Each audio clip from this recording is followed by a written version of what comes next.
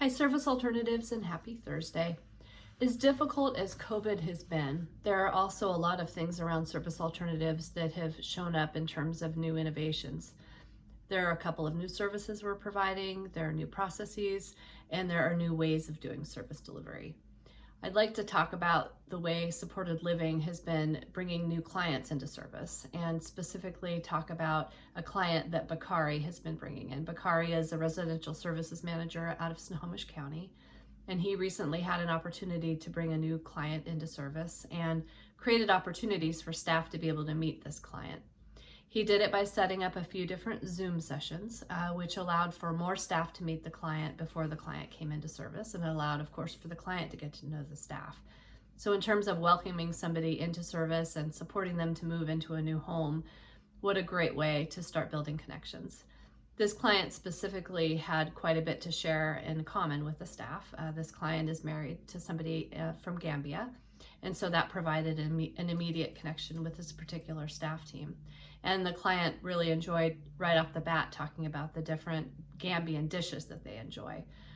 So Bakari learned a new way to introduce staff and introduce clients to each other, allowing for more staff to be available for this meet and greet by offering a session at a few different times. Bakari has also done some virtual staff meetings, and so I'm hoping there is more and more of that happening out there, allowing staff to gather and stay current and connected about services, but doing so in a safe way. Clients continue to get out on Whidbey Island. Cece has recently had an opportunity to actually go into McDonald's, so that was exciting for her. As you know, I've shared before, there are a lot of clients that are getting out to restaurants, but it's often going to a drive-through and going to a park.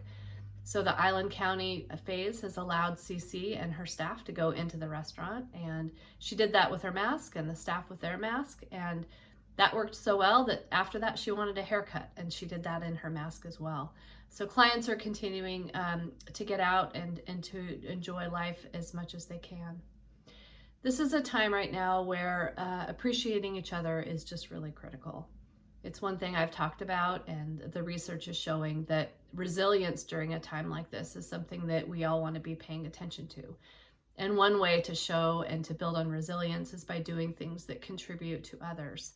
Our Vancouver program just recently experienced quite a random act of kindness when somebody made handmade cards for each of the staff, expressing appreciation for them. The program doesn't know who made the cards or where they came from, but I understand the level of appreciation was quite high for that, for the person taking the time to do that. I encourage each of you to be noticing the things around you that you appreciate, to be noticing the people that are doing something above and beyond, and then beyond that, to make sure that you're taking the time to express your appreciation for others. It's one thing that by doing that, and by all of us noticing what others are doing and taking the time to let them know that, it's really making a difference in terms of resilience. So it's something that each of us can be mindful of right now. In terms of us here at Service Alternatives, I just encourage you even more. I think my ask gets higher and higher consistently as the longer COVID goes on, but to pay attention to your masks, your hand washing, your general cleaning, your social distancing. If you're paying attention to the news, a lot of the COVID spikes are coming up in a lot of communities. There are some communities that are even talking about rolling back to previous phases, and levels of restriction that are even harder than what we're in right now. I think are going to be hard for anybody to take, but it's the reality we're facing right now. So each of us personally and our organization has an opportunity every day to help this situation be better.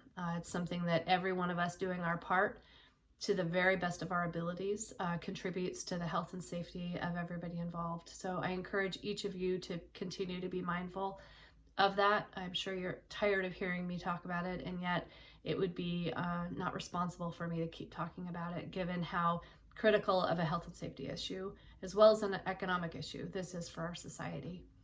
I hope each of you has a great 4th of July. Use this opportunity to do some random act of kindness yourself and continue to pay your appreciation forward to others. It really does help build resilience for you and for those around you. Thanks a lot, SA. Take care.